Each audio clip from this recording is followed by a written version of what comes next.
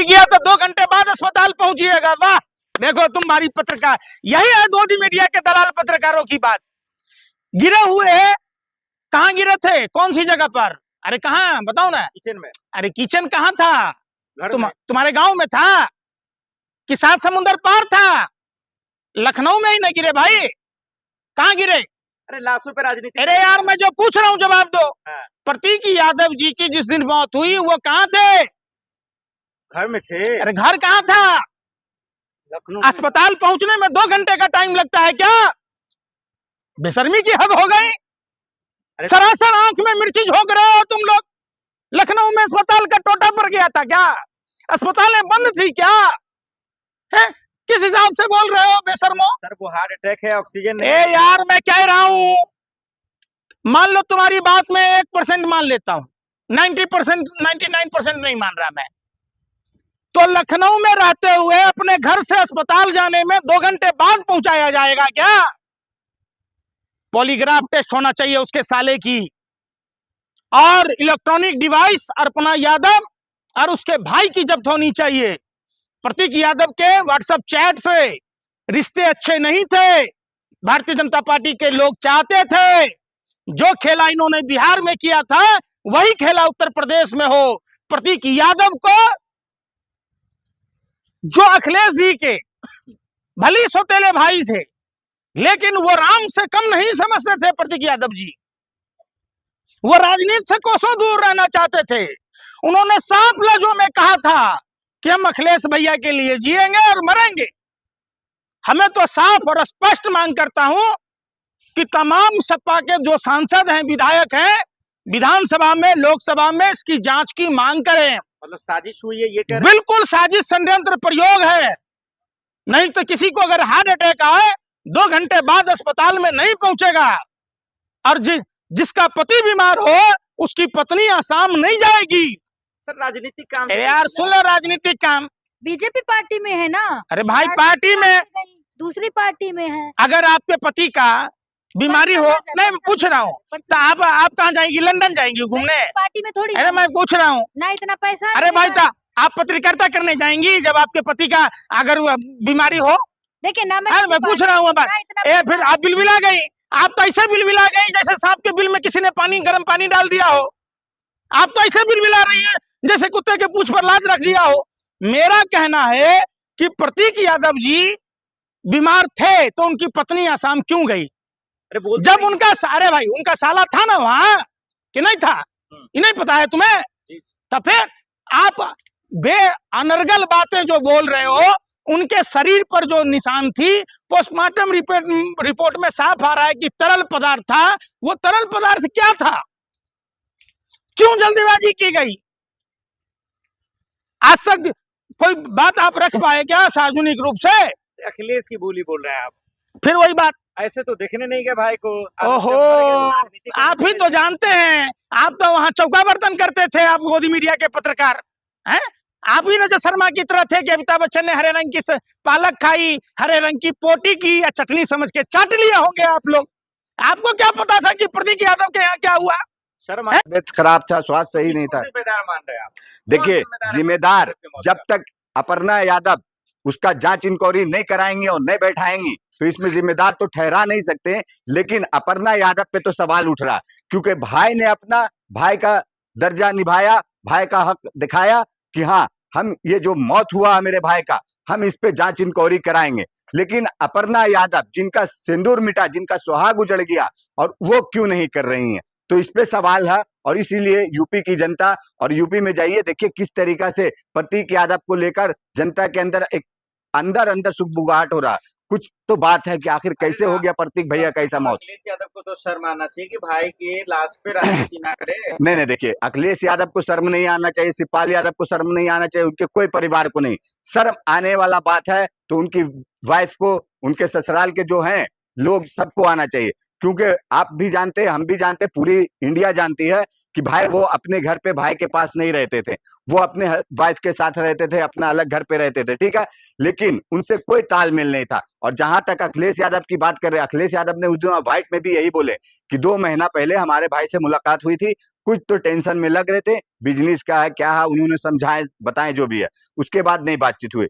तो भाई घर में आप हैं, आपकी वाइफ है, वहां पे उसका साला है, जो भी है, जितने घर परिवार के मेंबर हैं, सारे लोग हैं, तो उन लोगों को तो समझ में आना चाहिए था कि आखिर मेरे घर का चिराग बुझ गया। तो पोस्टमार्टम रिपोर्ट आपने देखा? पोस्टमार्टम रिपोर्ट देखे, हमने डॉक्टर जान को रहे भरोसा भी नहीं है? डॉक्टर नहीं देख देखिए, अरे आपको डॉक्टर पे सुनिए, भरोसा आ अरे गया? हमें है भरोसा, लेकिन आप यूपी के जनता को बताएंगे फिर क्यों जो इतना उनके छीछा लेदर क्यों है आप? छीछा लेदर इसलिए है कि यूपी में जिस तरीका से हंगामा मचा कि आखिर इस तरीका से भैया को मारा कौन, भैया को मारा कौन, जो रिपोर्ट की आप नहीं रिपोर्ट सुनिए भैया, आप क्यों ऐसा नेचुरल कर रहे हैं, भैया को मारा कौन, क्योंकि जिद्दुआ उनकी मौत हुई उसके एक दिन पहले तक का उनके शरीर पे दाग मार खाने का निशान पाया गया, 1 महीना से 1.5 महीना तक का, 1 दिन से 1.5 महीना तक का। आप बोलिए आखिर कैसे आया उनके ऊपर निशान?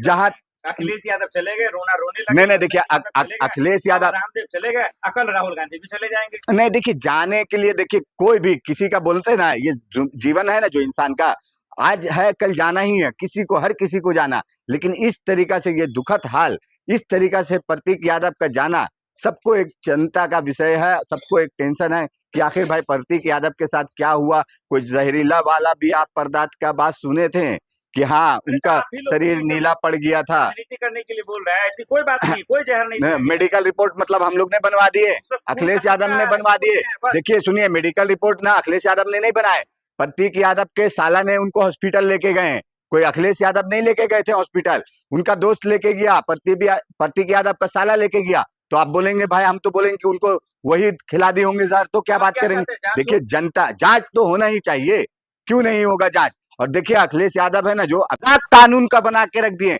कानून है भाई, आपका कोई बपौती नहीं है।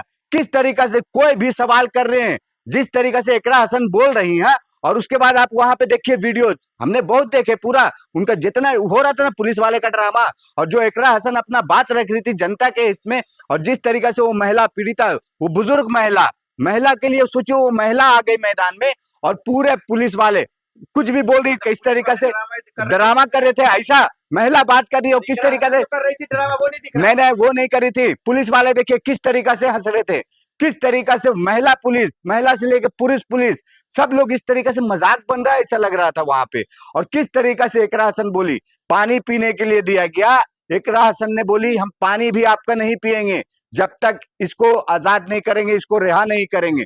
तो ये बात दिखा रही है, सांसद का पावर दिखा रही है। ये गुंडागर्दी हुआ, गुंडागर्दी तो पुलिस की देख लीजिए ना, कि जिसका हत्या हो गया, जिस बच्चे का हत्या हुआ और उसके माँ और उसका भाई लोग गया वहां पे रपट लिखाने और उसके बेटा को ही जेल में डाल दिया गया, ये गुंडागर्दी है कि वो गुंडागर्दी है। जब इकरा हसन आकर वहां पे बात समझी, देखी, और वो महिला जो बुजुर्ग औरत वो रो रही थी, उनको रोना देखते हुए रात हो गया, रात कितना समय तक बेचारी वो महिला होके, इकरा हसन महिला होके उसके पीछे पीछे लगी हैं कि हाँ जब तक इसको रिहा नहीं करोगे हम जाएंगे नहीं। इकरा हसन कह रही मुझे गोली मार दो, तानाशाही चल रही है। अरे तो तानाशाही चल नहीं रही थी, आप देखिए तानाशाही नहीं चल रही थी, महिला को किस तरीके से पुलिस वहां प्रताड़ित कर रही है, और वो कोई आम नहीं है, सांसद है, ठीक है, और सांसद होने के बावजूद किस तरीके से पुलिस उनको उठाकर लेके चली गई जेल में लेके गए। अब बोलिए इनको क्या ले जाने का जरूरत था?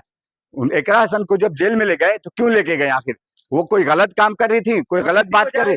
नहीं देखिए, गुंडों के साथ कैसे बात कर रहे हैं आप लोग? गुंडा ही वाला बात कर रहे हैं आप, मतलब गुंडो कर रहे हैं, गुंडा थे वहां पे। बताइए किसी के ऊपर क्यों नहीं पुलिस FIR किया?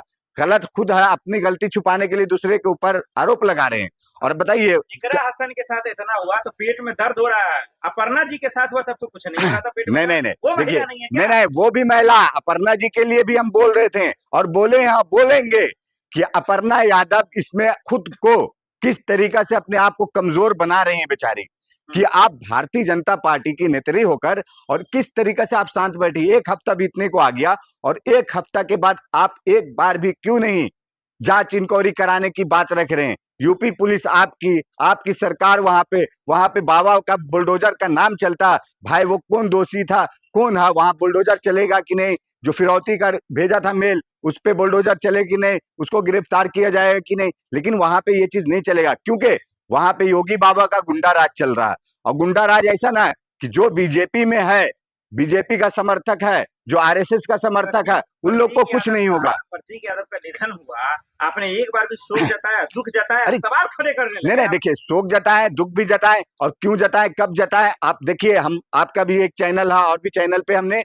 ये बात बोले हैं, क्योंकि जिस तरीका से प्रतीक यादव का मौत हुआ, और बेचारे का कोई बहुत जिंदगी मतलब बहुत ज्यादा जीवन नहीं जिए, 38 साल उम्र, 38 साल की उम्र में इस तरीका से उनका मौत होना बहुत बड़ा मतलब दुर्भाग्य की बात है कि आखिर ऐसा कैसे होगा। और ये जो हुआ, आप सोचिए कि वो किचन में मिले थे गिरे पड़े, अब बोलिए बेडरूम से किचन में कैसे पहुंच गए। और किचन में आप लोग का, हम कुछ मीडिया वाले लोग का ये भी सुने कि पानी पीने गए होंगे, वो करने गए होंगे, ये करने, अरे भाई उनका पानी, स्वास्थ्य खराब था, क्यों आप अपर्णा के पीछे पड़े हुए हैं? नहीं नहीं, देखिए स्वास्थ्य खराब था, अगर मान रहे स्वास्थ्य खराब था तो अपर्णा यादव क्यों गई थी असम? मतलब राजनीतिक काम से गई थी। आपके सिंदूर से ज्यादा कीमत था आपको चुनावी कैंपेन करना, थोड़ी आपके था। सिंदूर से ज्यादा कीमत था चुनावी कैंपेन करना। आप अपने सुहाग को बचाने के लिए आप अपने घर पे रहती जब तबीयत खराब था, तो समझे। और ये सब चीजें ना और किसी को बताइएगा कि हाँ उनका तबीयत खराब था, उनका स्वास्थ्य नहीं सही था, अरे भाई वो बॉडी बिल्डर थे, जिम ट्रेनर थे,